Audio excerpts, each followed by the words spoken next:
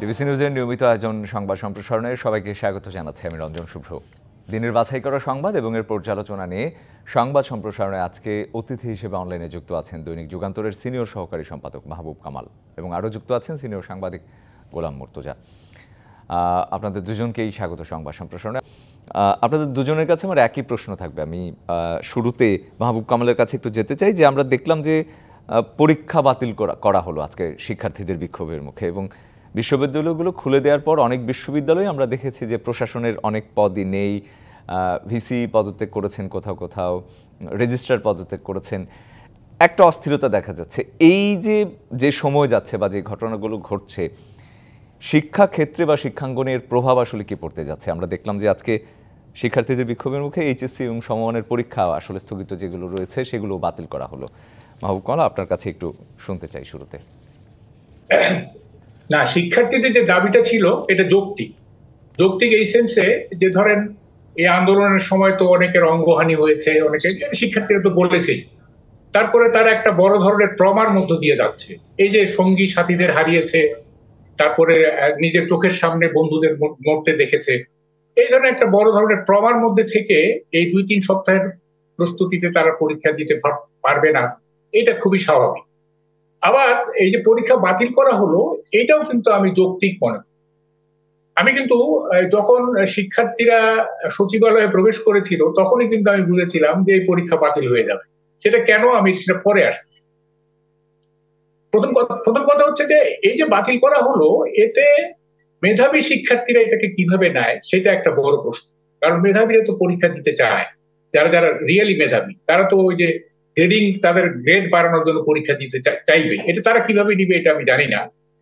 তবে আমি মনে করি যে মেধার মানে সবচেয়ে মেধার প্রয়োগ করার সবচেয়ে ভালো জায়গা হচ্ছে হায়ার এডুকেশনের ভর্তি পরীক্ষা।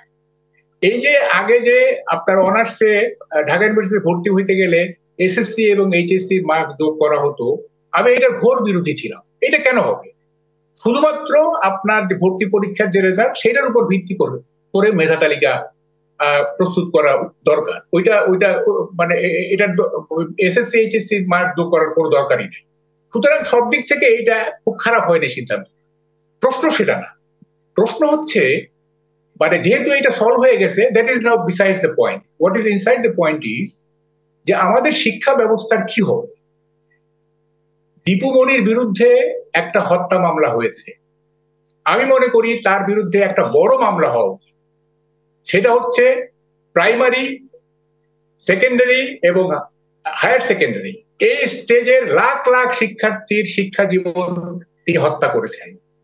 এইটার জন্য তার বিরুদ্ধে একটা মামলা হওয়া উচিত। এটা শুরু করেছিলেন নুরুল ইসলাম নাহিদ এবং এটা শেষ করেছেন উনি। এবং এই প্রক্রিয়ায় যারা জড়িত ছিলেন, মানে আসলে হয়েছে কি, আমাদের দেশ গত গত 15 বছর শাসন করেছে কিছু মূর্খ, কিছু কোয়ার্টার শিক্ষিত, কিছু হাফ এডুকেটেড, কিছু 3/4 এডুকেটেড, এরা দেশ শাসন করেছে সবকিছুতে। এবং একজন 3/4 এডুকেটেড, আমি নাম বলবো না, উনি বেশ বড় বুদ্ধিজীবী হিসেবে পরিচিত, উনিও কিন্তু এই আমাদের শিক্ষার যে কারিকুলাম এইটা প্রস্তুতে কিন্তু উনিও কিন্তু যুক্ত ছিলেন। ফলে আমাদের শিক্ষা ব্যবস্থাটা একেবারেই বাজে অবস্থায় চলে গেছে। এবং এইটা হত্যা করার জন্য দীপু মনির বিরুদ্ধে একটা মামলা হওয়া উচিত আমি মনে করি। দেখেন, ইউনেস্কোর একটা স্টাডি আছে। ইউনেস্কোর স্টাডিটা হচ্ছে যে আমাদের পরীক্ষা পদ্ধতি খুব বাজে, খুবই বাজে। তো পরীক্ষা পদ্ধতি যদি বাজে হয় তাহলে লার্নিং মেথডটা বাজে হতে বাধ্য, কারণ লার্নিং মেথডটা পরীক্ষা পদ্ধতিকে ফলো করে। আমাদের লার্নিং মেথডটা এত ডিফেক্টিভ যে এখানে আপনার প্রতিভাবান এখান থেকে জন্ম নেওয়া খুবই কঠিন। এবং এই যে মানে আমাদের সম্ভাবনাময় তরুণদেরকে একটা ভুল শিক্ষা পদ্ধতির ভিকটিম করে তাদেরকে যে ইন্টারন্যাশনাল লেভেলে নিয়ে যাওয়া যাচ্ছে না, তাদের যে গ্লোবাল স্ট্যান্ডার্ডে নিয়ে যাওয়া যাচ্ছে না, এই জন্য আমাদের এই গত এই যে আমাদের যে শিক্ষা পদ্ধতি যেটা করা হয়েছে সেটা বহুলাংশে দায়ী। দেখেন, আমি যুগান্তরে একটা লিখে, কে কার কথা শুনে বাংলাদেশে, আমি যুগান্তরে একটা লিখেছিলাম, প্রাইমারি শিক্ষার হোতাদের শিক্ষার প্রাথমিক জ্ঞান আছে কি, এই লেখা আমি লিখেছিলাম যুগান্তরে। কিন্তু কে শুনে কার কথা? আমি ওখানে কতগুলো জিনিস দিয়েছিলাম, বলেছিলাম যে এই করতে হবে। এবং আমার একটা পার্সোনাল অভিজ্ঞতা বলি, আমি পাটগ্রাম উপজেলায় একটা স্কুল করেছিলাম, মানে আমি না, অনেকে মিলে, আমি ওটার প্রতিষ্ঠাতা অধ্যক্ষ ছিলাম। ওই স্কুলটার যে সিলেবাস এবং এটার যে টিচিং মেথোডোলজি, এইটা দেখার জন্য দিনাজপুর থেকে এক লোক এসেছিল, যে শুনে আর কি। আমি 94 সালে ঢাকায় চলে আসি, যাই যোগ দিই। এরপরে 2009 সালে সরকার যখন গঠন হলো আওয়ামী লীগের, তখন স্থানীয় আওয়ামী লীগের এমপি উনি স্কুলটা দখল করে নিলেন। এই সারা দেশে যে দখলদারিত্ব হয়েছে, দখল করে নিয়ে উনি কতগুলি আওয়ামী লীগের লোকজন দিয়ে একটা কমিটি গঠন করলেন, এবং আমাদের যে পুরনো কমিটি, যে কমিটিতে আমিও ছিলাম, সেটা উনি বাতিল করে দিলেন। এখন এই স্কুলটা দখলমুক্ত হওয়ার পরে, এই যে এই আন্দোলন সফল হওয়ার পরে এটা দখলমুক্ত হয়েছে। দখলমুক্ত হওয়ার পরে এখন সবাই বলতেছে যে স্যার আপনি আসেন, স্কুলের ভাবমূর্তি পুনরুদ্ধার করেন। এই গত কয়েক বছর স্কুলের অবনতি হয়েছে। মানে কিভাবে একটা স্কুল চালাইতে হয়, কিভাবে একটা শিক্ষা পদ্ধতি চালাইতে হয়, এটার সিলেবাস কি হওয়া উচিত, এটার টিচিং মেথোডোলজি কি হওয়া উচিত, এটার এক্সামিনেশন সিস্টেম কি হওয়া উচিত, এটা জানার কারণে এটার মানের অবনতি হয়েছে। তো এইটা আমি পার্সোনাল একটা অভিজ্ঞতা বললাম। সারা বাংলাদেশের এই যে শিক্ষা পদ্ধতি, এই পদ্ধতিকে এমন এক জায়গায় নিয়ে যাওয়া হয়েছে, সেগুলো নিয়েও নিশ্চয়ই নতুন করে ভাবতে হবে। ধন্যবাদ আপনাকে মাহবুব কামাল। গোলাম মুর্তজা, আপনার কাছে যেতে চাই, কি বলবেন শিক্ষাঙ্গনে আসলে কি প্রভাব পড়তে যাচ্ছে? আমি তাকে, he is a very capable man, he is a very capable Mahbub man. Kamal, আমি শুনবো আপনার কাছ থেকে। জি, আমি শুনবো নিশ্চয়ই আপনার কাছ থেকে পরবর্তীতে। ধন্যবাদ আপনাকে। একটু গোলাম মুর্তজার কাছে যেতে চাই। শুনতে পাচ্ছেন নিশ্চয়ই আমাকে? গোলাম মুর্তজা, আপনি কি বলবেন, এই প্রভাব আসলে কি হতে যাচ্ছে সামনের দিনে? কয়েকটি প্রসঙ্গ, অনেক বড় প্রসঙ্গ, আমি সংক্ষেপে সবগুলো প্রসঙ্গ নিয়ে বলা যাবে কিনা আমি জানি না, কয়েকটি প্রসঙ্গ নিয়ে একটু বলি। প্রথমত কথা, যদি আমরা আজকের ঘটনার জায়গাতে যাই, যে এইচএসসি পরীক্ষার্থীরা তারা বললেন যে তারা পরীক্ষা দিতে চান না। কেন দিতে চান না, তারা সেই কারণটি উল্লেখ করেছেন। তাদের অনেকে নিহত হয়েছেন, তাদের অনেকে আহত হয়েছেন, তাদের অনেকের অঙ্গহানি হয়েছে। এটা একটা খুব জোরালো দাবি, নিজেরা ট্রমার মধ্যে আছেন। এই জোরালো দাবিটা মেনে নিয়েও আমার ব্যক্তিগতভাবে আমার চাওয়া ছিল যে পরীক্ষাটা হোক, অবশিষ্ট যে পরীক্ষাগুলো আছে সেই পরীক্ষাগুলো হোক। তাদেরকে বুঝিয়ে যদি পরীক্ষায় রাজি করানো যেত তাহলে সেটা ভালো হতো। কিন্তু আর যাদের অঙ্গহানি হয়েছে বা যারা হাসপাতালে আছে তাদের ক্ষেত্রে যদি এই ম্যাপিং যেটার কথা বলা হচ্ছিল সেটা করা হতো, তাহলে আমার ধারণা বিষয়টা বেশি ভালো হতো। এখন যেটা করা হয়নি, যেটা পরীক্ষা বাতিল করে দেয়া হলো, কাজটি ঠিক হলো না ভুল হলো? যদি শুধুমাত্র একাডেমিক, শুধুমাত্র পড়াশোনাটা নিয়ে চিন্তা করি, তাহলে কাজটি আমার ধারণা যে সঠিক হলো না। কিন্তু বর্তমান সময় আমরা শুধুমাত্র একাডেমিক বা শুধুমাত্র পড়াশোনার জায়গাতে নাই, এর সঙ্গে আমাদের বর্তমান বাস্তবতা আছে। বর্তমান বাস্তবতাটা কি? বর্তমান বাস্তবতা হচ্ছে শেখ হাসিনার নেতৃত্বাধীন একটা দানবীয় স্বৈরাচার সরকার গত 15 বছরেরও অধিক সময় বাংলাদেশ সে দুঃশাসন কায়েম করেছিল। দুঃশাসন কায়েম করে ছাত্র জনতার আন্দোলনের মুখে শেখ হাসিনা পালিয়ে গেছেন। এই পালিয়ে যাওয়ার গেছেন, কিন্তু দেশে অসংখ্য জায়গাতে, অসংখ্য মানে সবকটি জায়গাতে এক ধরনের বিশৃঙ্খল অবস্থা বিরাজ করছে। আর্থিক খাতে বিশৃঙ্খলা, জনপ্রশাসনে বিশৃঙ্খলা, পুলিশে বিশৃঙ্খলা, আর্মিতে বিশৃঙ্খলা, আর্মিতে নয় দুঃখিত, আনসারে বিশৃঙ্খলা, তথ্য নারী কর্মীদের বিশৃঙ্খলা, গ্রাম পুলিশে বিশৃঙ্খলা, আমি এরকম আরো অনেকগুলো বিশৃঙ্খলা। এই বিশৃঙ্খলাটা বর্তমান সরকার পেয়েছে শেখ হাসিনার দুঃশাসনের সূত্রে। এই সরকারের এই জায়গাতে কোনো দায় নাই।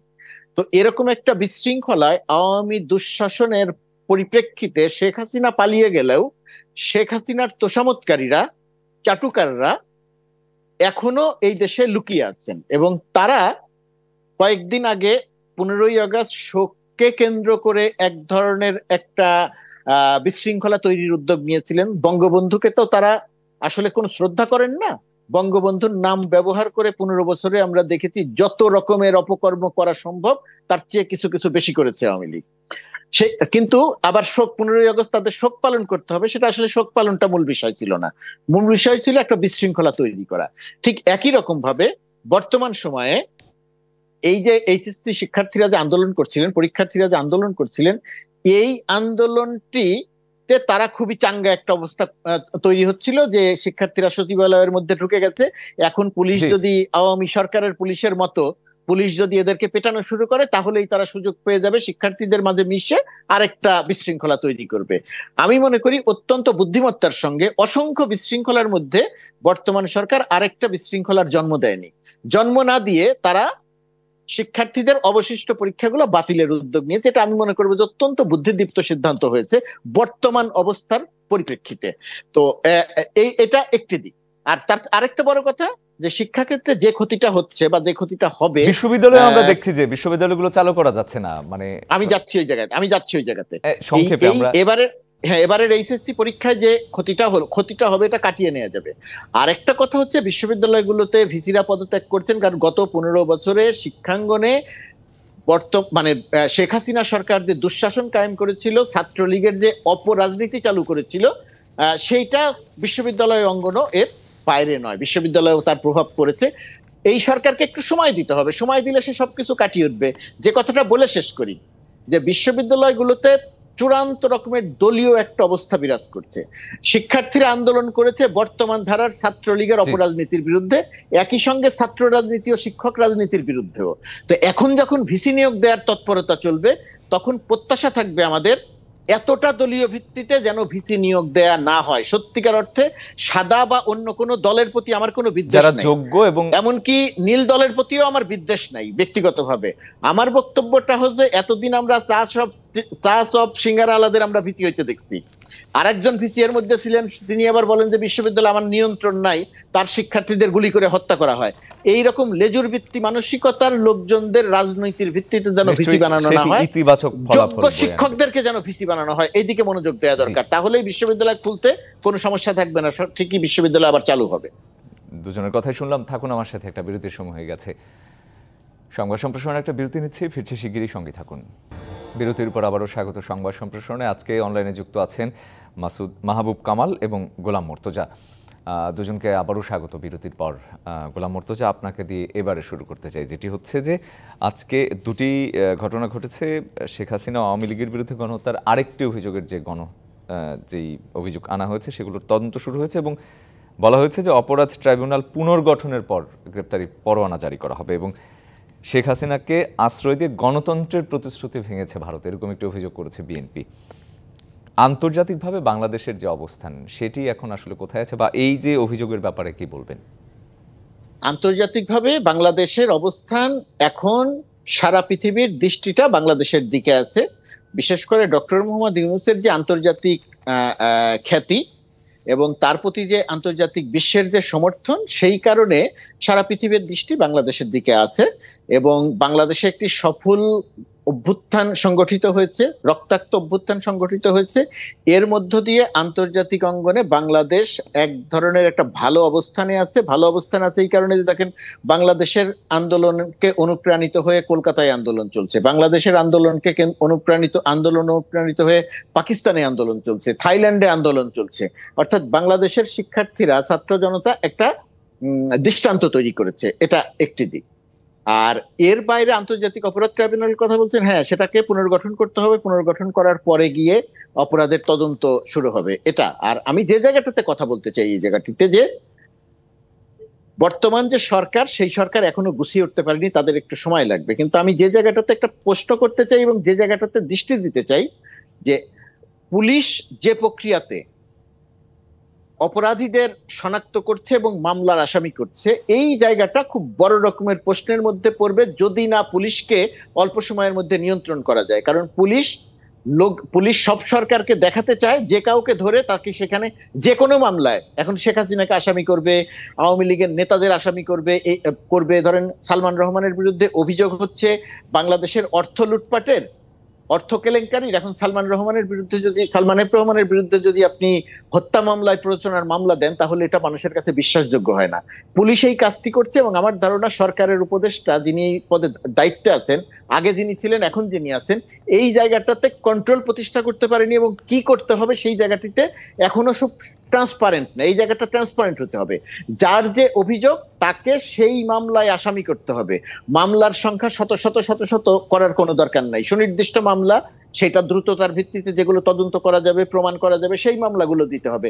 এখন কোথায়, যেখানে যে কোনো জায়গায় একটা মামলা হবে আর শেখ হাসিনাকে আপনি আসামি করবেন, এই যে দেখানো, আন্তর্জাতিক বিশ্ব দেখবে যে শেখ হাসিনার নামে প্রতিদিন একটা, দুইটা, তিনটা, পাঁচটা করে মামলা হচ্ছে, এবং এই মামলাগুলোর যেহেতু অনেকগুলোই প্রমাণ করার ক্ষেত্রে জটিলতা থাকবে, সুতরাং এই মামলাগুলো নিয়ে তদন্ত ক্ষেত্রে, বিচারিক ক্ষেত্রে একটা প্রশ্ন উঠতে পারে। এত বড় অপরাধ, কমপক্ষে 650 মানুষকে হত্যা, কয়েক হাজার মানুষকে আহত, পঙ্গু, এবং 500-রও বেশি মানুষের কারো এক চোখ কারো দুই চোখ হারানো, এই এত বড় অপরাধের কারণে শেখ হাসিনা গণভবনে বসে সুস্থ জীবনযাপন করেছেন ওই 2-3টা দিন। এই অপরাধের জন্য যে প্রক্রিয়াতে মামলা সাজানো দরকার, যে প্রক্রিয়াতে তাকে আসামি করা দরকার, সেটার জন্য একটা সুষ্ঠু গ্রহণযোগ্য পরিকল্পনা দরকার। আইনজীবীদের একটা প্যানেলের মাধ্যমে সেখানে একটা পরিকল্পনা করে শেখ হাসিনার বিরুদ্ধে মামলা আনা দরকার। মামলার সংখ্যা এত বাড়ানো, আমার ধারণা যে এটা এর একটু পরে গিয়ে এক ধরনের বুমেরাং ব্যাপার হতে পারে। এটা বর্তমান সরকারকে সুবিবেচনা করতে হবে খুব গুরুত্ব দিয়ে। আর ভারতে আশ্রয় দেওয়া প্রসঙ্গে বিএনপি যেটা বলেছে, এখানে দুটি দিক। বিএনপির পক্ষ থেকে কথাটি বলা খুব স্বাভাবিক। যখন তারেক জিয়াকে ব্রিটেন আশ্রয় দিয়েছে, আওয়ামী লীগ একই রকমের কথা বলেছে, আর বা অন্যান্যদের যখন আশ্রয় দিয়েছে তখন একই কথা বলেছেন। ভারতের ক্ষেত্রে মির্জা ফখরুল ইসলাম আলমগীর বলেছেন বিএনপির পয়েন্ট অফ ভিউ থেকে কথাটা ঠিক আছে, বাট আমি একজন নাগরিক হিসেবে, সাধারণ মানুষ হিসেবে ভারতের সঙ্গে আওয়ামী লীগের যে সম্পর্ক এবং শেখ হাসিনার যে সম্পর্ক, সেই সম্পর্কে তার জীবন রক্ষার জন্য ভারত যে সাময়িক একটা আশ্রয় দিয়েছে তাকে, এর মধ্যে আমি ব্যক্তিগতভাবে বা আমি যতটুকু বুঝি তার মধ্যে ওইভাবে দোষের কিছু দেখি না। এখন পরবর্তী বিষয়টি হচ্ছে, ভারতের সঙ্গে যেহেতু বাংলাদেশের বন্দি প্রত্যাবর্তন চুক্তি আছে, সেই কারণে বাংলাদেশ সরকার, বর্তমান সরকার কোন প্রক্রিয়াতে শেখ হাসিনার এই আশ্রয় দেওয়ার বিষয়টি হ্যান্ডেল করবে, সেটা একটা দেখার বিষয়। জি, ধন্যবাদ। মাহবুব কামাল, আপনার কাছে একটু শুনতে চাই এবার দুটি বিষয়। একটি হচ্ছে যে মির্জা ফখরুলের মন্তব্য এবং জি হ্যাঁ, আমি মোটা দাগে দুইটা সমস্যা দেখছি। মোটা দাগে এক নম্বর সমস্যা হচ্ছে, এটা সমস্যাও না, এটা আবার মানে এটা দুইটা দিক আছে। সেটা হচ্ছে ছাত্র সমাজ এখন অদম্য শক্তি, এই শক্তিকে সেনাবাহিনীও দমন করতে পারে না। এখন অদম্য শক্তি যদি শুভ চিন্তা দ্বারা মানে চালিত না হয়, সেটা কিন্তু বিপদ রাখতে পারে। সেজন্য আমি ছাত্র সমাজের কাছে অনুরোধ রাখবো, তারা যেন তাদের বয়সের ঊর্ধ্বে উঠে, তাদের বয়স তো কম, 25, 26, 27, এই বয়সের ঊর্ধ্বে উঠে তারা যেন শুভ চিন্তার পরিচয় দেয় এবং একটা প্রেসার গ্রুপ হিসেবে তারা থাকে, যে কোনো অন্যায় হলে তারা রাস্তায় নামবে। কথায় কথায় সরকারকে ডিকটেট করা, এইটা থেকে যদি তারা বেরিয়ে না আসে, তাইলে কিন্তু একটা বড় ধরনের সমস্যা হবে। এটা আমি পার্সোনালি মনে করি। তারা প্রেসার গ্রুপ হিসেবে থাকবে অন্যায়ের প্রতিবাদ করার জন্য, এবং কি বলে, বয়সের ঊর্ধ্বে উঠে তাদেরকে শুভ চিন্তার পরিচয় দিতে হবে। এটা একটা দিক। আর একটা দিক আমি সমস্যা দেখি, সেটা হচ্ছে যে দেখেন, স্টেক হোল্ডারের সংখ্যা কিন্তু অনেক বেশি, অনেক স্টেক হোল্ডার এই যে বর্তমান সময়ে। এই যে বিএনপি, জামাত, খেলাফত, তারপরে চরমোনাই, তো এইটা, তো ইন্ডিয়া, তো আমেরিকা, তো এইটা, মানে নানা রকম স্টেক হোল্ডার। কিন্তু এত স্টেক হোল্ডারকে আপনার ম্যানেজ করে একটা হারমোনিয়াস সোসাইটি গড়ে তোলা, এটা খুব tough situation. It is a very tough situation. এবং দেখেন রাস্তায় কিন্তু ওই যে এখন দাবি দেওয়া নিয়ে প্রতিদিনই আপনার হচ্ছে, আমাদেরকে ওই রাজস্ব বিভাগে নাও, তো এইটা করো, সেইটা করো। বুঝে গেছে যে মানে দাবি করলেই তো এটা মানে মানা হয়ে যায়। তো আমি মনে করি স্টেক হোল্ডারদেরকে হ্যান্ডেল করে একটা হারমোনিয়াস সোসাইটি গড়ে তুলতে, এটা একটা বড় চ্যালেঞ্জ বর্তমান সরকার। আর দেখেন, আমি মনে করি বর্তমান যে মন্ত্রিসভা, এটা রিসাফল হওয়া উচিত। রিসাফল হওয়া উচিত ইন দ্য সেন্স যে chief adviser is okay, is a man of global standard, এবং আমি তার কতগুলো বিদেশের বক্তৃতা শুনে আমি মুগ্ধ, এবং ভালো মানুষ, সবকিছু ঠিক আছে। তারপর ধরেন দু একজন উপদেষ্টা খুবই ভালো, ওয়াহিদুদ্দিন মাহমুদ। আমি তো আগেই বললাম যে শিক্ষা ব্যবস্থা, প্রথম ওনাকে করতে হবে শিক্ষা ব্যবস্থার সংস্কার, এই দীপমণির জঞ্জাল সরাইতে হবে তাকে। তারপর ধরেন আইন উপদেষ্টা বলেন, মানে কয়েকজন আছে। কিন্তু কিছু কিছু জিনিস আছে, যেমন আমি একটা উদাহরণ দিই আপনাকে। স্বাস্থ্য উপদেষ্টা যে আছে, স্বাস্থ্য অধিদপ্তরের একজন কর্মকর্তা আমার বাসায় আসলেন সেদিন। সে একটা কথা বললো যে ভাই কি বলবো, কি ব্যাপার, সদ্য অব্যাহতিপ্রাপ্ত যে ডিজি, এই যে খুরশিদ সাহেব, ওনার সাথে স্বাস্থ্য উপদেষ্টার একটা মিটিং হয়েছিল সেখানে। তো পরে নাকি ডিজি এসে বলতেছে যে এটা কি, মানে আমি কিভাবে কাজ করবো, উনি তো কিছুই বোঝেন না। কিরকম? উনি বললেন যে আমাদেরকে ইপিআই এর টিকা দিতে, ভ্যাকসিন নিতে হবে। তো উনি বললেন যে ইপিআই এর ভ্যাকসিন কয় ধরনের? বলছে 11 ধরনের। বলে এত কেন? 11 ধরনের। তো দিদি বললেন যে আরে এটা জি তো এক একটা রোগের এক একটা ভ্যাকসিন, এটা তো 11টা ইয়ে। জি বলছো আচ্ছা ঠিক আছে 3 মাসের জন্য আপনি ইয়ে করেন, টেন্ডার ইয়ে করেন, এই ক্রয় করেন। ধরনের দেখেন শুনলাম 3 মাসের, 3 শুনলাম মাসের আপনার 6 মাসের 1 বছরের একই কথা, একই প্রসিডিউর। জি তো 3 শুনলাম মাসে তো আপনার শেষ মতামত। হয়ে যাবে। আমরা আমরা আমরা জি আরো শুনবো নিশ্চয়ই। এই যে ধরেন যে এই আমি যে এইগুলো এইগুলো মন্ত্রণালয়ে এইগুলো নিশ্চয়ই, এই চ্যালেঞ্জগুলো কাটিয়ে নিশ্চয়ই আরো সামনে এগিয়ে যেতে হবে। বিরতির সময় হয়ে গেছে একটা, আমাদের দুজনই থাকুন আমার সাথে। সংবাদ সম্প্রসারণে নিচ্ছে আরেকটা বিরতি, ফিরছি শিগগিরই, সঙ্গে থাকুন। স্বাগত। সংবাদ সম্প্রসারণে অনলাইনে যুক্ত আছেন মাহবুব কামাল এবং গোলাম মর্তুজা। স্বাগত দুজনকে আবারে। মাহবুব কামাল, আপনার কাছে যেতে চাই, কালকে যে বিসিবির জরুরি বোর্ড সভা হবে সেটিতে পদত্যাগ করবেন নাজমুল হাসান পাপন। আমার প্রশ্ন হচ্ছে যে সামনের দিনে কতটা চ্যালেঞ্জ বিসিবিকে নতুন করে গড়ে তুলতে এবং একটি স্বচ্ছ সফল একটি বোর্ড হিসেবে গড়ে তুলতে এই চ্যালেঞ্জ কতটা হবে পুনর্গঠিত যে কমিটি হবে? আমি এই চ্যালেঞ্জটা শুধু বিসিবির মধ্যেই সীমাবদ্ধ রাখতে চাই না। এটা এটা একটা মানে একটা সার্বিক চ্যালেঞ্জ আমি মনে করি। দেখেন গত সরকারের আমলে যারা কি পয়েন্ট গুলোতে ছিলেন, মানে কি জায়গাগুলোতে ছিলেন, তারা কিন্তু সবাই সরকারের কোনো না কোনো ভাবে সুবিধাভোগী ছিলেন, কোনো না কোনো ভাবে তারা সুবিধা পেয়েছেন যারা কি পয়েন্ট যারা ছিলেন। এখন এই যে পদত্যাগের হিড়িক পড়েছে, আপনি দেখেন খুলনা বিশ্ববিদ্যালয়ের উপাচার্য সহ 69 না 67 জন শিক্ষক একসাথে পদত্যাগ করেছে। তারপর সর্বত্র পদত্যাগের যে ইয়ে, এখন আমি মনে করি এই যে পদত্যাগের হিড়িক, এইটা মানে এইটা ধীরে ধীরে হওয়া উচিত ছিল। ধীরে ধীরে এই জন্য আমি বলি, যদি একটা ভ্যাকুয়াম তৈরি হয়, মানে এই যে মানে গণপদত্যাগের ফলে ভ্যাকুয়ামটা কিন্তু খুব খারাপ জিনিস। ঝড় কেন হয় জানেন? কোনো একটা জায়গায় যখন শূন্যতা সৃষ্টি হয় বাতাসে, তখন অন্যান্য জায়গাগুলি থেকে বাতাস দ্রুত বেগে সেটা পূরণ করতে আসে, করতে এসে তখন ঝড় তৈরি হয়। এবং সাংবিধানিক শূন্যতাও কিন্তু অপশক্তির জন্ম দেয়। যেমন ধরেন আমরা 3 জোটের রূপরেখার সময় আমরা একটা ডিসিশন যাতে সাংবিধানিক শূন্যতা তৈরি না হয়। তো এখন শূন্যতা, যে কোনো শূন্যতাই কিন্তু খারাপ। এখন এত পদত্যাগের ফলে একটা মানে এক্সপার্টিজ যে সম্প্রদায়, সেটার কিন্তু একটা ভ্যাকুয়াম তৈরি হবে। কারণ এরা ক্রিমিনাল হলেও, এরা ক্রিমিনাল কিন্তু এরা তো কাজ করতে করতে তাদের তো এক ধরনের এক্সপার্টিজ ডেভেলপ করছিল। এখন নিউ হ্যান্ড যখন আসবে তারা যে প্রপারলি হ্যান্ডেল করতে পারবে এটা তো কোনো গ্যারান্টি নাই। সুতরাং এই প্রক্রিয়াটা আমার মনে হয় ধীরে ধীরে ধীরে ধীরে করতে হতো। কারণ সবাই তো চিহ্নিত, সবাই চিহ্নিত, এটা এ ব্যাপারে কোনো সন্দেহ নাই। তো যেহেতু চিহ্নিত, তো ধাপে ধাপে করলে, এই যে খুলনা বিশ্ববিদ্যালয় এখন কে পড়াবে বলেন? 67 জন টিচার কে পড়াবে? কারা আসবে এখানে? হ্যাঁ, সব জায়গাতেই কিন্তু তাই। আমি দেখতেছি যে মানে যারা মানে আওয়ামী লীগের নিয়োগপ্রাপ্ত হয়েছেন, হ্যাঁ, এবং সবাই সুবিধাভোগী যারা কি পয়েন্ট গুলিতে ছিলেন। এখন কথাটা হচ্ছে যে আমার মনে হয় যাদের ক্রিমিনাল অফেন্স নাই কিন্তু গভর্নমেন্টের ব্লেসিংস পাইছে, তাদেরকে ধীরে ধীরে ধীরে ধীরে সরানো উচিত। জি, অসংখ্য ধন্যবাদ মাহবুব কামাল। জি, আমি ধন্যবাদ আপনাকে, বুঝতে পেরেছি আপনার কথা। গোলাম মর্তুজার কাছে একটু যেতে চাই, আপনি কি বলবেন? আমরা একদম শেষ দিকে চলে এসেছি।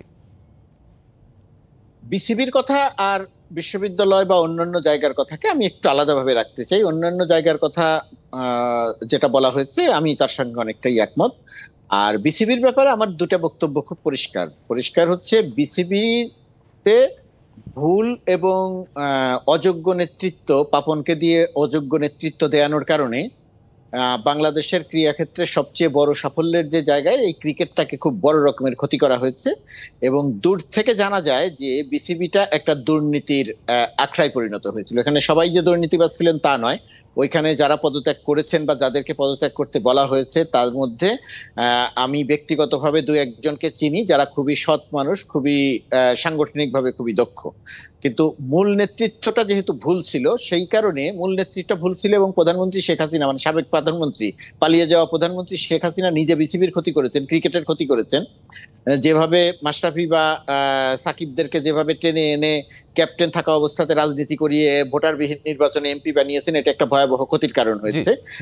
আর দুর্নীতিটা মুক্ত করার জন্য পাপনকে বাদ দেয়া এটা খুব জরুরি। তার চেয়েও বেশি জরুরি যেটা, সেটা হচ্ছে দুর্নীতির তদন্ত। অসংখ্য ধন্যবাদ দুজনকে আমাদের সাথে যুক্ত হওয়ার জন্য, সংবাদ সম্প্রসারণের সময় দেওয়ার জন্য। এই ছিল আজকের সংবাদ সম্প্রসারণ। ডিবিসির সঙ্গে থাকুন।